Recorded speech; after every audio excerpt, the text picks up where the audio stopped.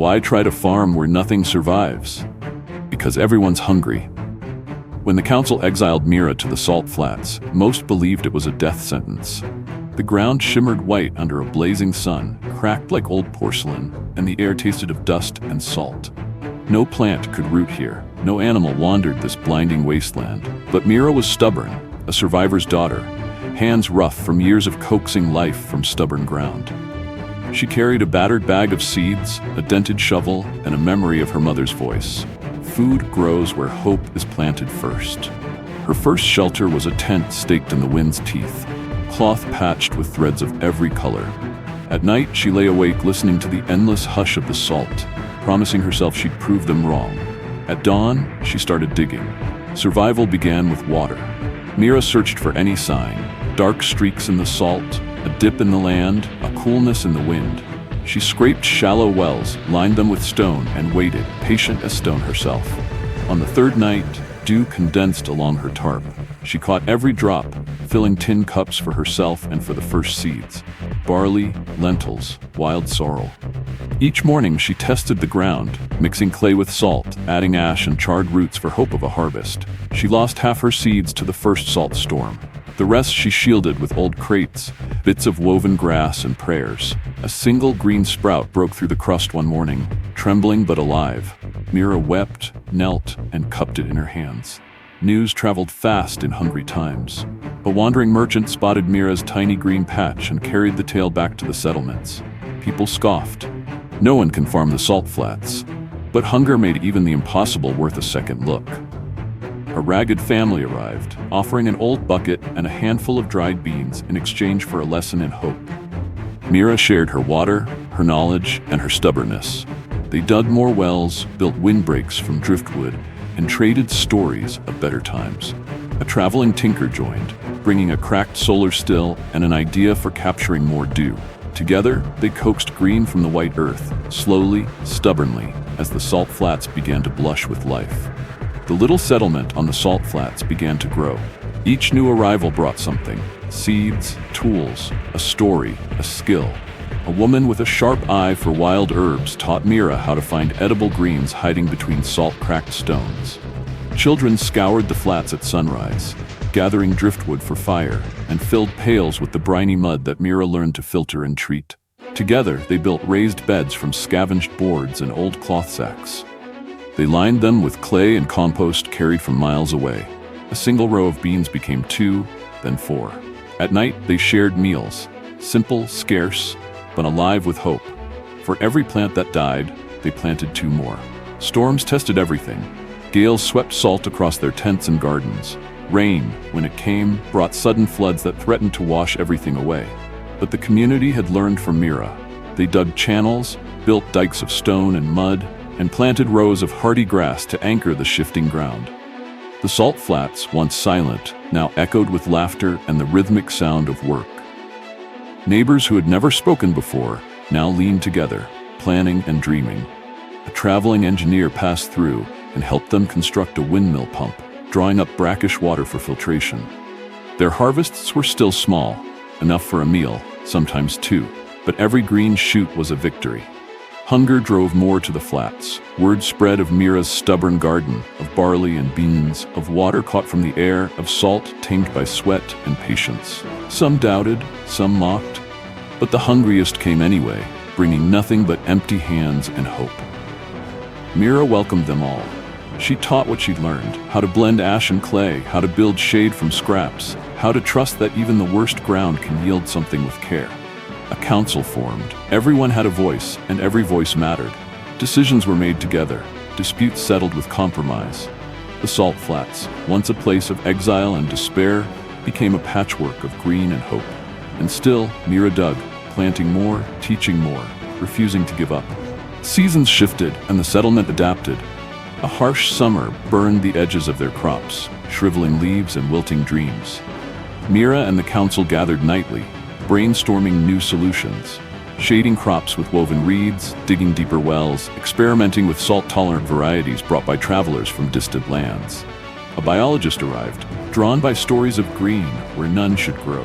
She studied Mira's soil mixtures, helped crossbreed hardy grains, and taught everyone how to harvest salt crust for minerals without poisoning their crops.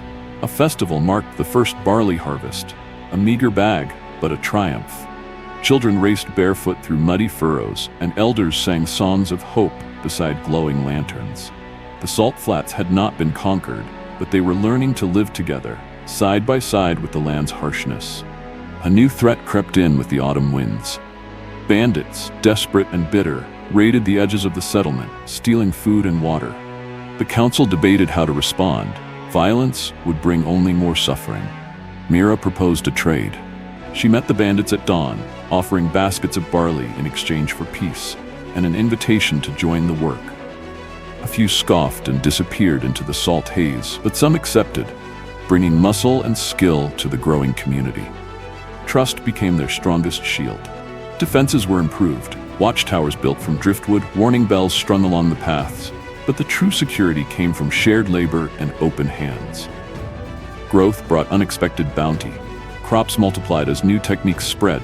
Solar stills for water, salt-loving potatoes, even tiny citrus trees in barrels packed with rich, treated soil. A school formed under a patchwork roof, children learning letters and numbers between lessons on planting, building, and surviving. Travelers arrived from far cities, seeking food, knowledge, and hope. They carried stories of famine and strife elsewhere, and begged Mira to share her methods. She welcomed them, teaching freely, sending them home with seeds and the wisdom of the salt. By winter, the settlement glowed at night, a constellation of lanterns and hearths, a beacon for anyone lost in the white expanse. Hardship was never far away. A disease struck the crops. Mold crept through the barley, turning green to gray overnight. Fear swept the settlement, and tempers flared at council meetings. Mira and the biologist worked day and night, burning infected plants, isolating beds, and experimenting with natural remedies. Children gathered wild herbs, elders told stories to calm the frightened, and everyone pitched in to save what they could. It took weeks, but slowly, new shoots appeared, clean and healthy. They learned hard lessons. Diversity, vigilance, and community saved them more than any single miracle. The loss was heavy, but the recovery was sweeter. With renewed energy, the community innovated. A team of builders created greenhouses from scavenged glass and plastic, allowing crops to thrive even during the worst storms. Rainwater collectors dotted every roof, and an old solar array was repaired to power pumps and lights. Trade flourished. Dried beans and salt herbs were packed for distant cities. In exchange, they received medical supplies, books, and new seeds. Mira's settlement became a hub for learning and trade, a place where scientists, farmers, and dreamers gathered to push the boundaries of what was possible. Each year, more land was claimed from the salt, and new hands joined the work. The flats, once barren and feared, grew rich with life and ambition. But prosperity bred new challenges. A distant government sent envoys curious about the flourishing salt settlement. Some brought offers of alliance and aid, others hinted at taxes and control. Mira convened the council in the biggest tent. Voices rose in heated debate. Independence or alliance, risk or reward. Mira listened, then spoke quietly.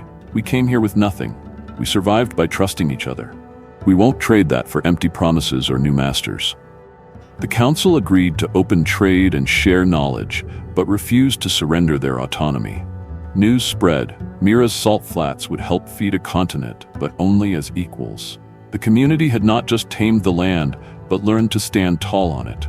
As the settlement grew, so did its influence. Travelers from distant nations arrived, some as students, some as skeptics, all eager to witness the miracle of green fields rising from salt. Mira and her council welcomed them, holding workshops in the open air, translating lessons into many languages. New crops were tested: quinoa, millet, wild tomatoes, each one a gamble, each a small hope. Some failed, but more survived, adapting to the land's hard rules. A network of settlements began to form, linked by trade and a shared commitment to the stubborn, miraculous work of feeding the hungry. Mira's name became legend, a symbol of tenacity and wisdom, her story told by firesides across continents. Seasons turned, and challenges changed shape. Floods threatened the outer fields one year, and the council led teams to reinforce dikes, dig new drainage canals, and move crops to higher ground. A fire swept through the tents during a dry spring, but neighbors fought it with buckets and blankets, rebuilding stronger than before. Success did not bring ease. It brought new responsibilities. A schoolhouse rose from salt bricks, staffed by teachers who had once come for food and stayed for community.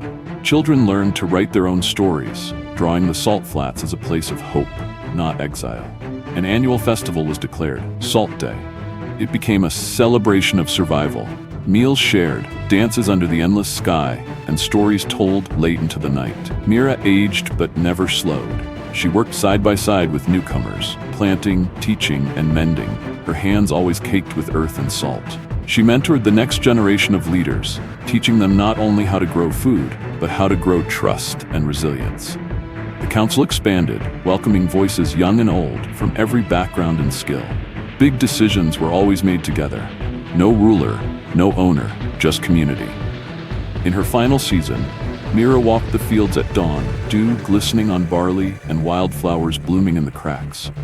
She paused to watch a child pull up a carrot and run laughing to her mother. From the blinding wasteland, a patchwork of green had risen, a tapestry stitched by many hands, bound together by hope. Years passed, and the salt flats were no longer a place of exile. A patchwork city of green and white stretched to the horizon, fields of barley, lentils, and wildflowers threaded between salt pools. Solar arrays and windmills dotted the landscape, providing light and water for thousands. Mira, now silver-haired, moved quietly through the bustling market at the settlement's heart. Children greeted her with bouquets of salt-tolerant blooms. Traders brought gifts from cities she'd never seen. The annual Salt Day Festival had become a continental event, delegations arriving from distant lands to taste food once thought impossible and to learn the methods that had changed everything. On the festival's final night, Mira took the stage and looked out over a sea of faces. Old friends, new leaders, children born of the salt and the sun. She spoke simply. We tried because we had to. We grew because we trusted each other. Remember, nothing is ever truly barren if we dare to plant hope. Cheers echoed across the flats, lanterns rising into the sky like seeds on the wind. In her final years, Mira watched as the settlement transformed into a true city, roads paved with crushed salt and stone, houses shaded by green roofs, canals carrying fresh water to distant fields. The council was now a mosaic of voices from every background, every skill, united by purpose. Scientists from all over the world came to study the unique ecology that had blossomed in the once forsaken flats. Crops and flowers adapted to salt, new species of bees and birds, even tiny fish thriving in brackish ponds. A great library was built beside the old well, its shelves filled with the stories, recipes, and lessons of those who had once arrived with nothing but hunger and hope.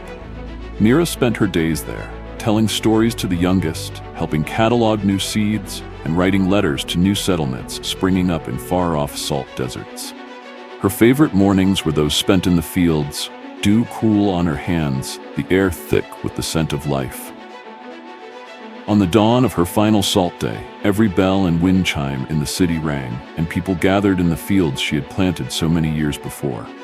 A simple stone marker stood at the edge of the oldest garden. Because everyone's hungry.